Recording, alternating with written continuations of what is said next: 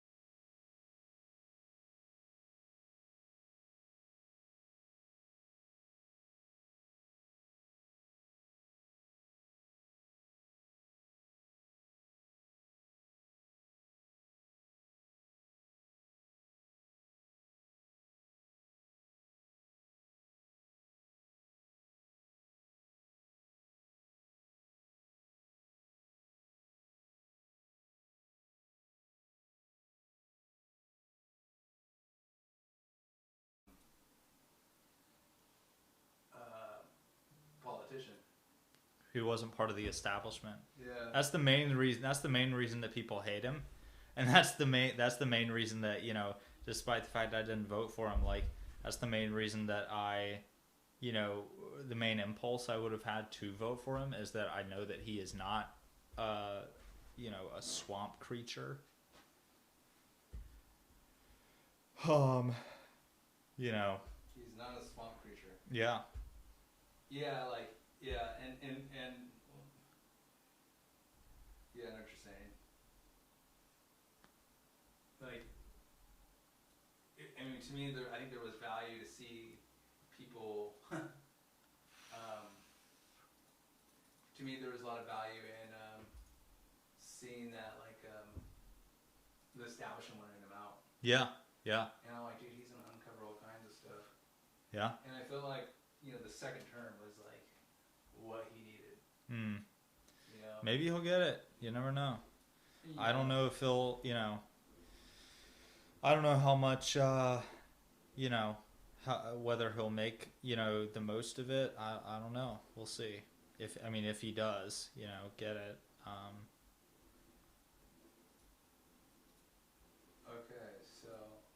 The one good thing that a Joe Biden election might bring about is just the fact that I feel like when a Democrat is in office, Republicans and conservatives actually begin behaving more like Republicans and conservatives, like traditional conservatives. And so there is that, like certain states might really, go kind of hard, contrarian to a Joe Biden or a Democrat in office. But yeah. Okay, I think I'm ready. I'm ready. Let's do it. All right. Want me to jump back in my chair? Jump in your chair. All right. And. Doesn't have to be Joe Rogan level yet. Bro, yeah. I mean, we're pretty close. Pretty close.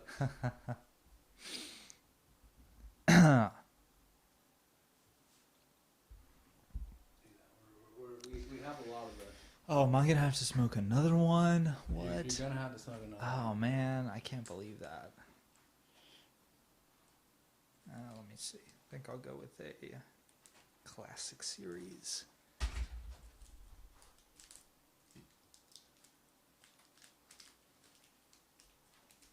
Okay, this is the first episode podcast. What about CBD pre-rolls? What about them? Have you had them? Yeah, I got 2 of them. Ooh, nice. Yeah. I never had one. You just had the real stuff, right? Mm-hmm. I bet.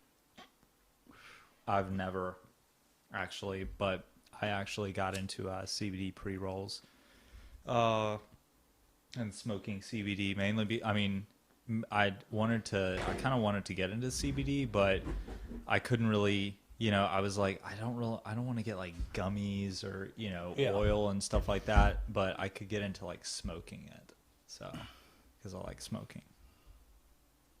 You like smoking? I like smoking. I mean, I've been smoking for a very long time. Cigars. I started smoking cigars very young, 18. Same. And then, and that's why I think I had an affinity for the Reformed. Mm-hmm. They had this idea where you could, where in the culture of Reform, it's like it's very, it's almost like, what's the word? There's a certain fellowship. Mm-hmm. Yeah. Yeah. There's a culture. And it's funny because it's kind of like, it's like really bad for you, right? Yeah. Yeah. But I'm like, I guess it's one of those things where like, if you enjoy it, it's like, it's like eating ice cream or something like that, Mm-hmm. I mean, not exactly, but, for instance, I'm very disciplined about the way I eat, Mm-hmm. and I work out regularly and stuff like that. And my dessert, my enjoyment vice, if you will, is, I enjoy a good stogie and a good glass of whiskey,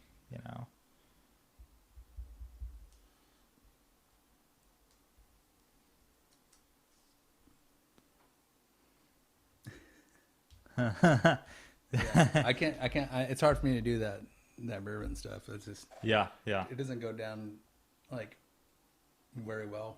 It's an acquired taste for sure. It's Just like cigars. yeah. I started out, you know, I was a huge craft beer fan. I still love craft beer.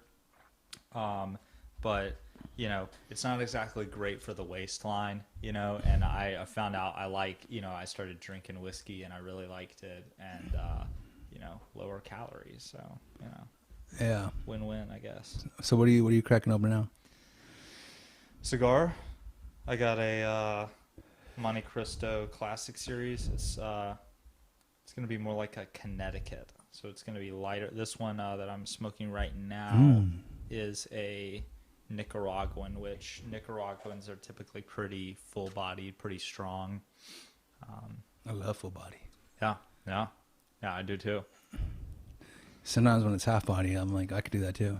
Yeah.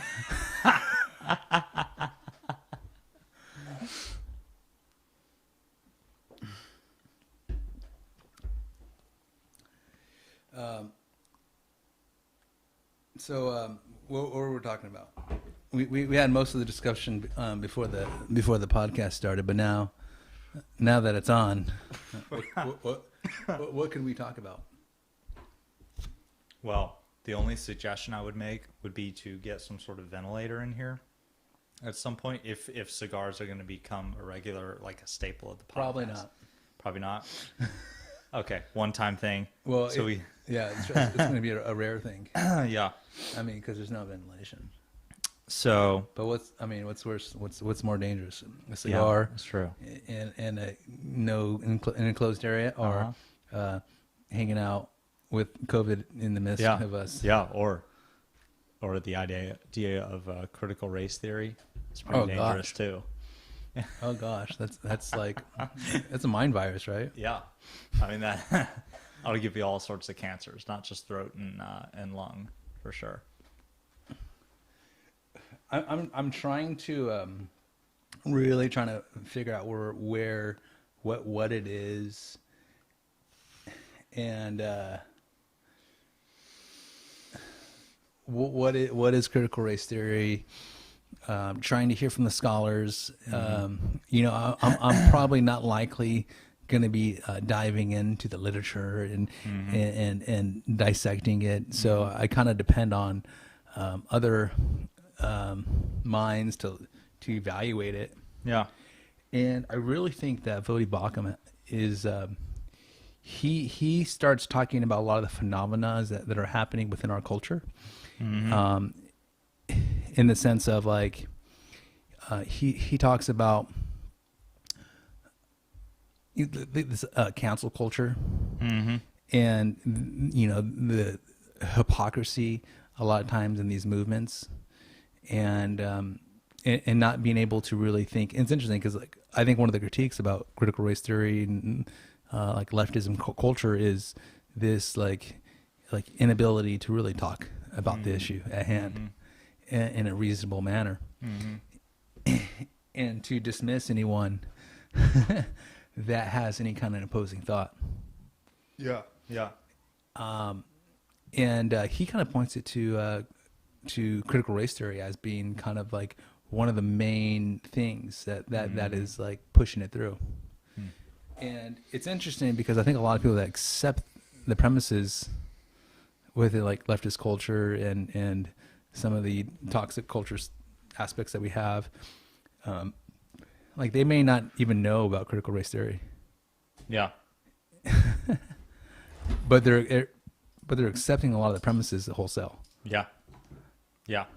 So what is critical race theory? When I Google it, let me see what I come up with. Critical race theory is a theoretical framework in the social sciences that examines society and culture as they relate to categorizations of race, law, and power. So that's the Wikipedia definition. You know we're totally out of our depths talking about this. Yes, we are. So we're just gonna like wing it, BS our way through it, I guess. We're gonna come up with all the characterizations. Good thing. Good thing. there aren't going to be too many people talking about this or smashing our episode, smashing our reasoning. I'm willing to accept that I may be wrong on the subject. I've been wrong on a lot of things, and usually the pattern of having a wrong thought, and coming around on it is usually reasoning and like compelling evidence, and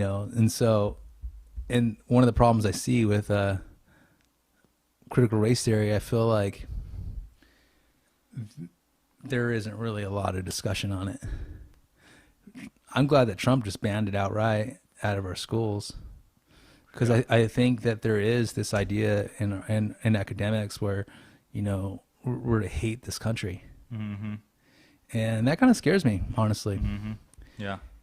Like hating this country is to me is like very odd. Yeah. And I have friends and people that I love that they kind of share that sentiment that we live on stolen land. Mm-hmm. Yeah. And maybe they have a point, but it's like, but what is your Of course they have a point, but what does that mean to them? Yeah, what's your solution? What's your action plan for that? Is it to make ancestors that maybe are descendants of a particular ethnic class that might have been associated with some form of oppression in the past? Is it to just make them feel as bad as possible? Is that the answer? Is that a solution? Is that going to solve anything? I mean, that's what, that's one of the things that comes to mind. Is that going to do anything good? Is that a net positive?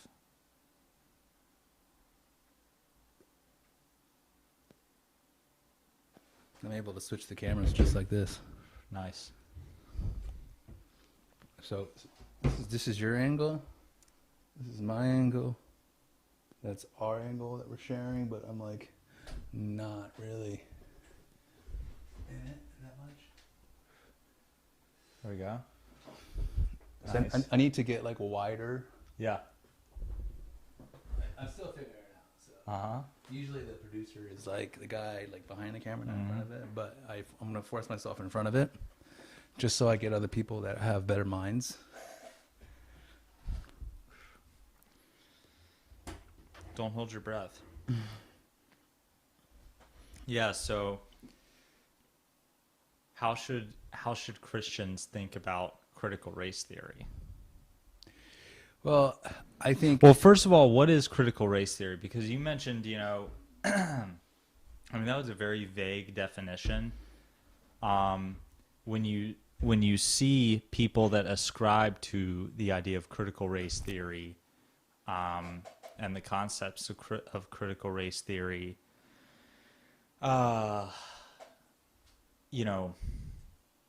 like what are the things that they're saying, standing for,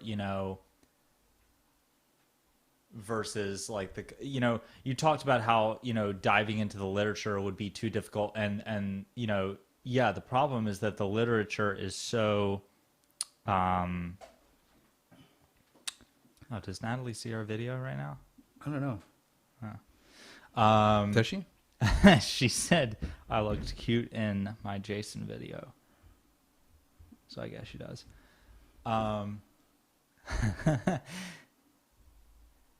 Yeah, but like it seems to be one of those things that's so ambiguous and has such shifting meanings. Like it doesn't really have a, if it has a strict definition, what is the strict definition or concept behind it?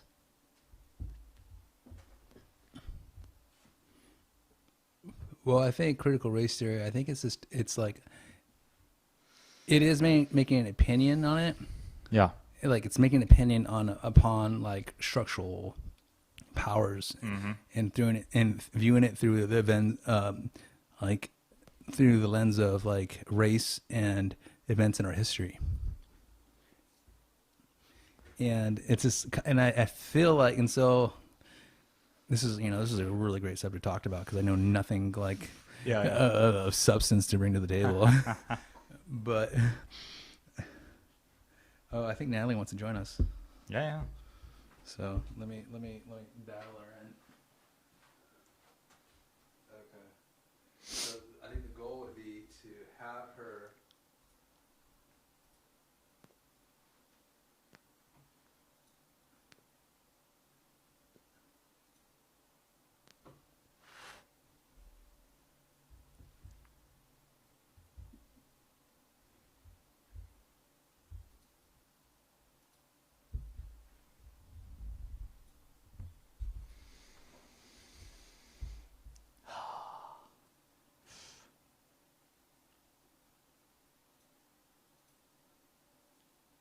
We might have to change the subject, bro. Oh yeah. I mean, come on. What do we know? I don't want to talk about like a subject I don't know. I'll tell you my opinion. Okay.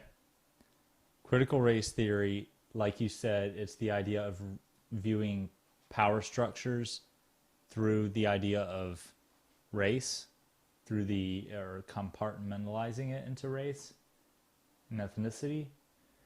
And I believe at the very least in doing so, it's very Marxist in the sense of it basically takes race, it kind of melds the ideas of Marxism with concepts of or categories of ethnicity and race. And in doing so, it loses a lot of nuance that is necessary to understand and explain reality.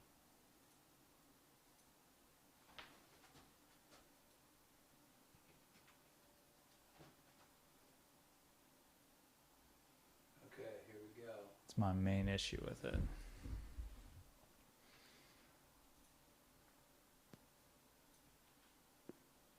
Okay, let's see if we can get her on here, dude. Could you trip out on that, dude, if I were able to do that? Chip out? I'll be tripping out because it's like... So, and this is why I kind of want to, keep on prodding at this, because I feel like... Yeah. There's, so...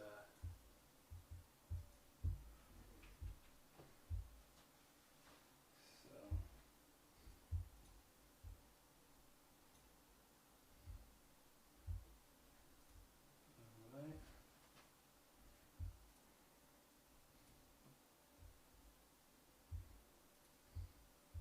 So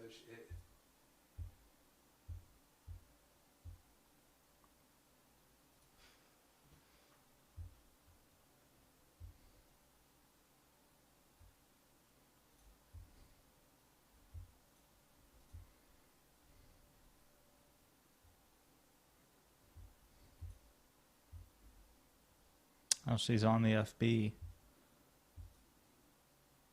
yeah, I was talking to her.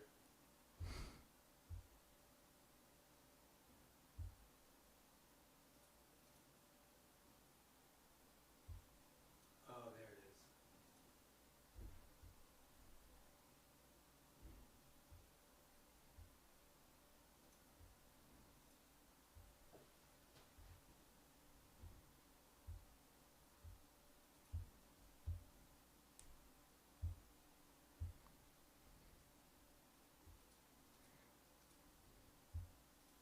I think, is she coming on here?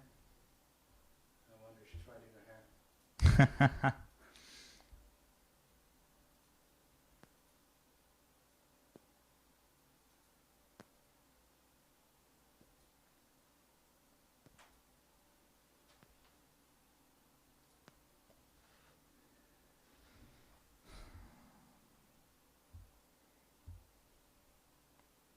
I'm trying to get her on that screen right now. What did she say? Is there like an invite link? I gave her an invite, yeah.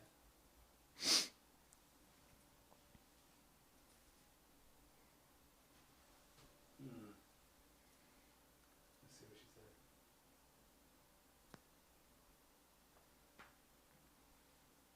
So she's trying to enter a call.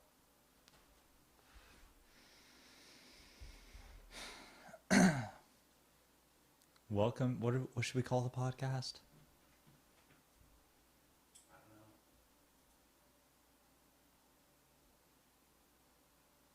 Jason and Chan? I don't know.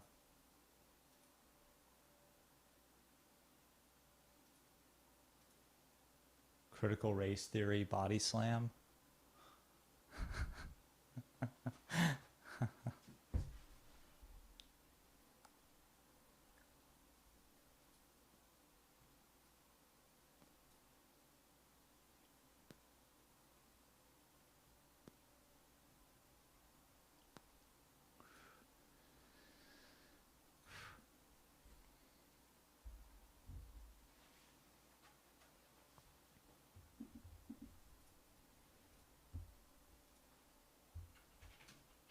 Okay, so she's trying to enter.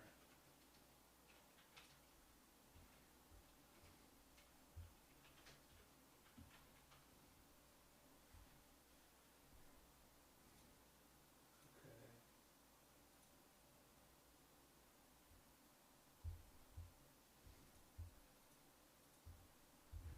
Hopefully she's not sitting there with her parents.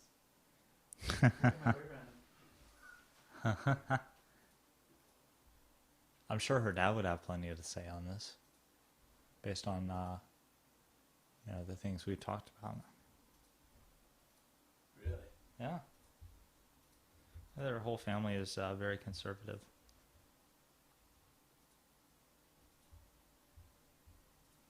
Awesome. It's amazing to live that.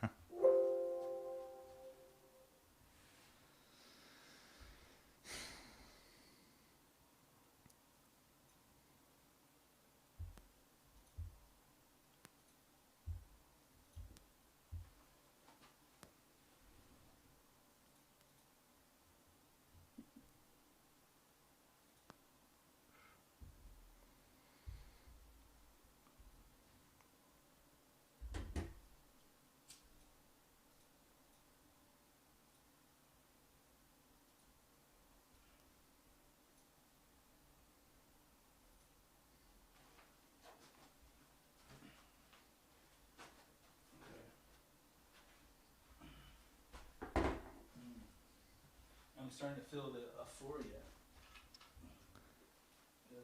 of the smoke. Oh, there she is. Where's she? She's on. Okay, hold on. She's muted.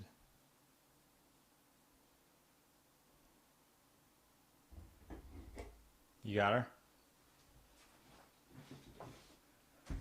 Wait a minute.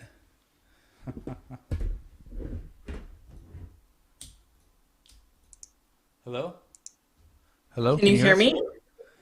Okay, Can you hear me? So just a minute.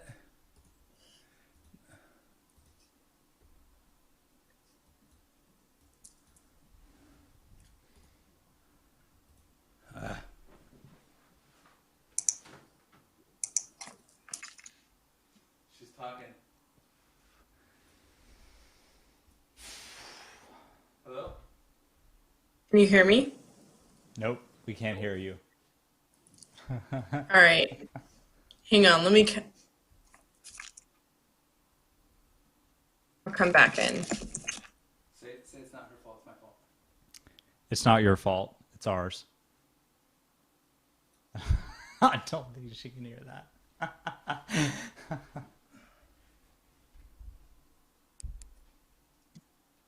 Anything? Give her like the hold on just a minute. Look. Okay.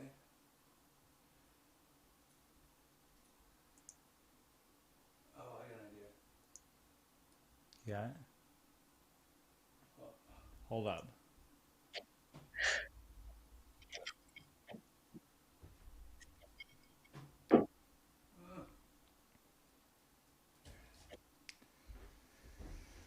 Part of it. Okay, so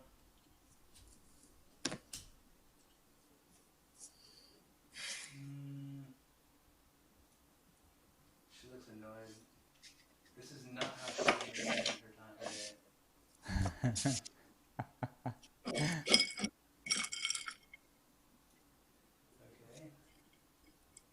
Hold it, hold it, hold it, hold it, hold it, hold it. Hold it up. Okay.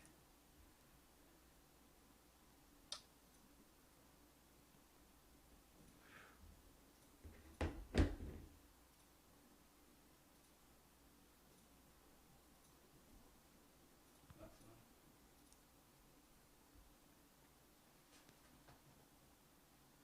Box 2 is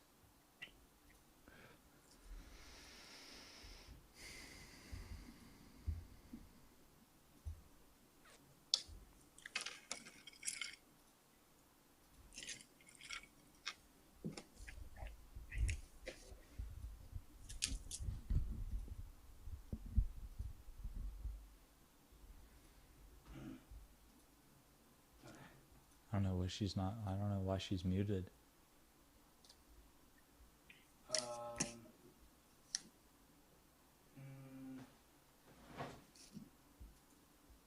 it's something with me.